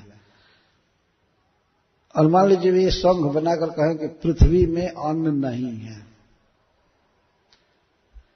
कोई अन्न नहीं है, न चना है, न मटर है, न गेहूं है, कुछ नहीं है, तो क्या उनके इस बात को प्रमाणिक माना जाएगा? पर कलयुग में ऐसे भी मूर्ख मनुष्य हैं जो सोचेंगे आखिर भाई वो लोग कुछ कह रहे हैं तो कुछ बात तो जरूर है, और रास्ता निकालेंगे अब समन्वय का। नहीं, आखिर 10 आदमी कह रहे हैं तो उसमें कुछ सत्य है, तब तो कह रहे हैं। आखिर इतनी जनसंख्या संसार की ईश्वर को निराकार कह रही है, तो आखिर कुछ दम तो जरूर है, कुछ बात जरूर। क्या बात है? कुछ नहीं है। जैसे पृथ्वी पर मान लीजिए अधिकांश जनसंख्या कहने लगे कि पृथ्वी के भीतर एक भी आलू नहीं है, हमने खोद खोद करके देखा। अरे खेती करके 2-4 महीना प्रतीक्षा करके खोदोगे तब न मिलेगा आलू, या गेहूं उस तरह से मिलेगा, चना मिलेगा। कुछ किए नहीं, न भागवत सुने, न भगवान का जप किए, न भगवान के मंदिर में पूजा किए, न भक्तों का संग किए, और ईश्वर के बारे में ज्ञानी बनकर चल देते। क्या ज्ञान होगा? करेंगे तब न ज्ञान होगा। तो भुवि अन्नम और अम्बु, जैसे पृथ्वी में जल है, लेकिन जल को उपाय के द्वारा प्रकट किया जाएगा। जल है ना, जो व्यक्ति कुआं खोदना नहीं जानता है, बोरिंग करना नहीं जानता है, तो मर जाएगा पानी के बिना। कितने उपाय से पृथ्वी से जल को प्रकट किया जाता है। जल की बहुत आवश्यकता है, नहाने के लिए, पीने के लिए, भोजन बनाने के लिए, फैक्ट्री चलाने के लिए, कई तरह से, खेतों की सिंचाई के लिए। पर जल को प्राप्त करने का उपाय होता है। पृथ्वी में अपार जल राशि है, लेकिन उसको प्रकट किया जाता है। और उद्यमने का एक अर्थ श्रीधर स्वामी जी कहते हैं, उद्यम, जल है पृथ्वी में, लेकिन उसको अपने काम में लेने के लिए नल द्वारा, मशीन द्वारा उसको ऊपर चढ़ाया जाता है। इसलिए आदमी कहीं ऊंचे ऊंचे फ्लैट में भी रह रहा है, पर देखा जाए कितनी बुद्धि है मनुष्यों के पास, पृथ्वी के भीतर के जल को घर घर में पहुंचाया जा रहा है नल द्वारा। एक वॉश बेसिन है, तो बाथरूम है, तो किचन है, सब जगह टोटी लगी हुई। कहां पानी है और उपाय द्वारा उसको कहां कहां ले जाया जा रहा है। तो जैसे इस तरह पृथ्वी के अव्यक्त जल को ऊपर उठा करके जगह जगह दिया जा रहा है, तो इस तरह से भगवान वास्तव में प्रकट हो सकते हैं और हमसे बातें कर सकते हैं। उनको झूला झुलाया जा सकता है, उनको खाना खिलाया जा सकता है, उनके साथ गलवाही देकर चला जा सकता है, उनका गीत गाया जा सकता है। हरे कृष्ण।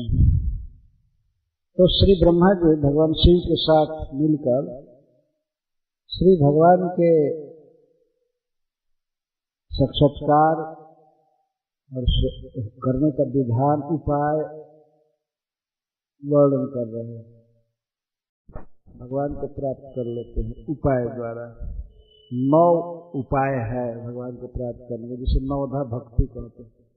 श्रवणम कीर्तनम विष्णु स्मरणम पाद सेवनम अर्चनम वंदनम दास्यम सख्यमात्म निवेदनम। ये 9 उपाय शास्त्रों में बताए गए, भक्ति के अंग हैं।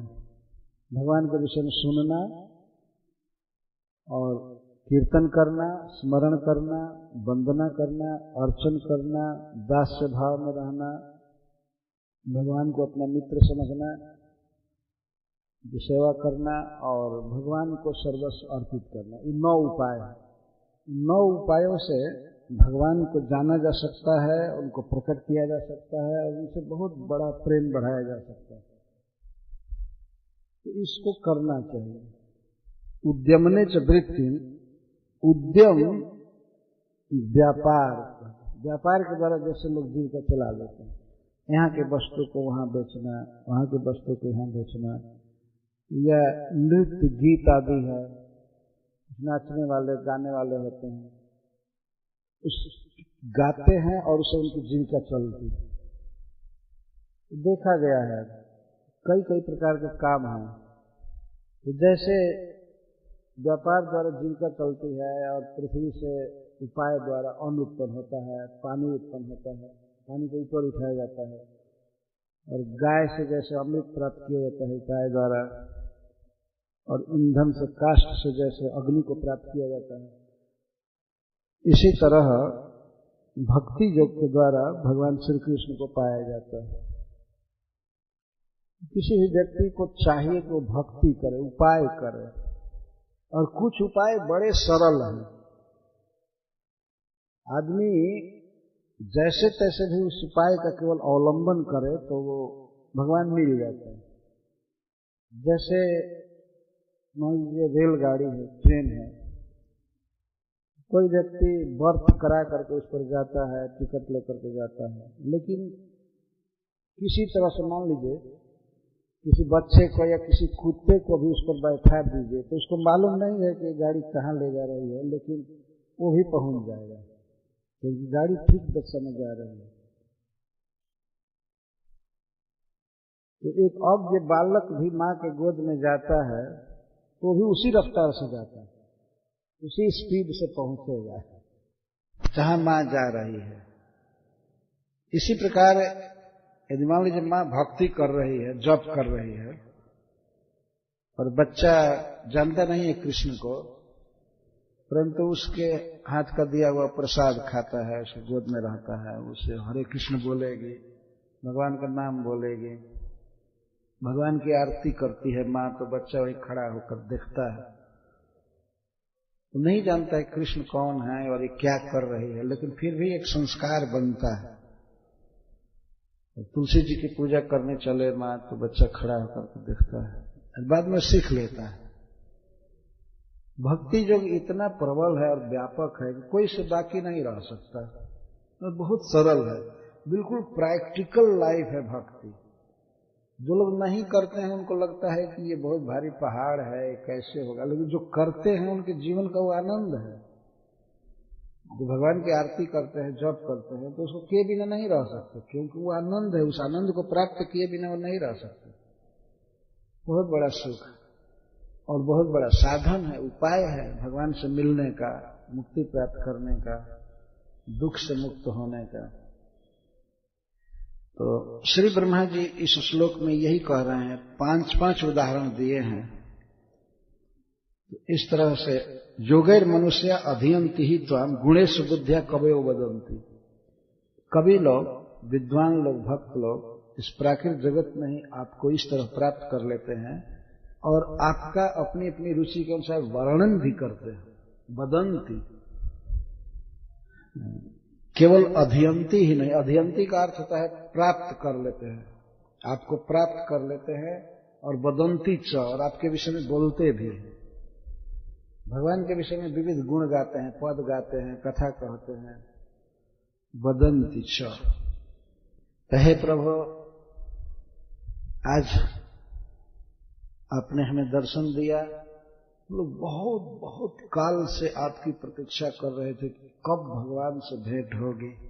तम त्वाम वयमनाथ समुज्जिहानम सरोजनाभाति चिरेप्सितार्थम दृष्ट्वा गता निर्वृति मध्य सर्वे गजा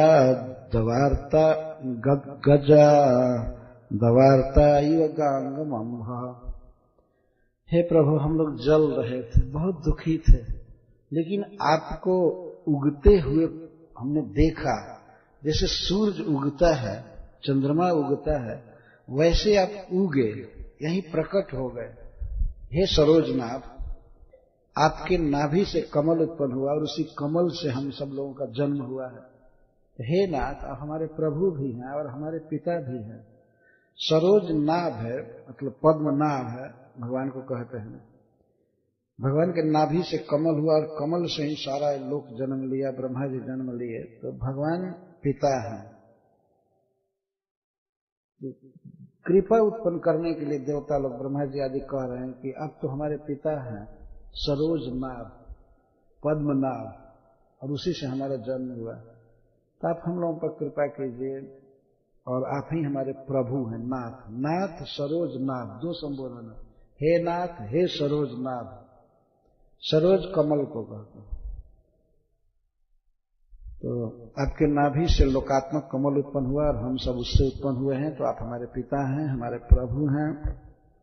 अति चिर इप्सितार्थम, बहुत दीर्घ काल से हम लोग आपके दर्शन की लालसा कर रहे थे, कब हम भगवान को भर आंख देखेंगे।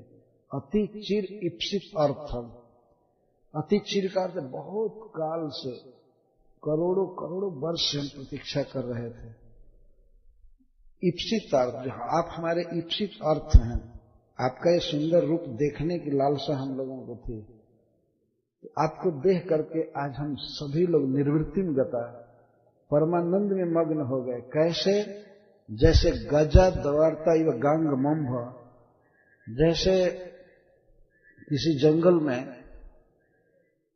आग लगी हो और उसमें हाथियों का समुदाय फंस गया है, हाथी चारों तरफ से घिर गए हों जंगल की आग में, लेकिन अकस्मात यदि हिमालय से निकल करके ठंडी ठंडी धारा पानी से, जो गंगा जी अगर मिल जाए, तो वे हाथी अगर अकस्मात आकर के गंगा में कूद पड़े, तो फिर दवाग्नि से उनको जलन नहीं होती है, ताप नहीं होता है, वो सुखी हो जाते हैं। ऐसे आपको देख करके हम लोग सुखी हो गए। आपके इस सुंदर रूप को देख करके हमारी जलन मिट गई। हम इसी को देखना चाहते थे। बहुत काल से हमारी यह चिर इप्सित अभिलाषा था, बहुत काल से हमारा यह अर्थ था, हमारे जीवन का उद्देश्य था कि हम आपको देखें, आपको प्रणाम करें। आज आपको देख करके हम लोग सुखी हो गए। अब हम यहीं पर कथा को विश्राम दे रहे हैं और कल यहां से कथा होगी। भगवान को प्रकट रहने दीजिए। तो ब्रह्मा जी, भगवान शिव और इंद्र आदि देवता को श्री भगवान उपाय बताएंगे। उनका राज्य चला गया था, दुख में थे, तो भगवान कहेंगे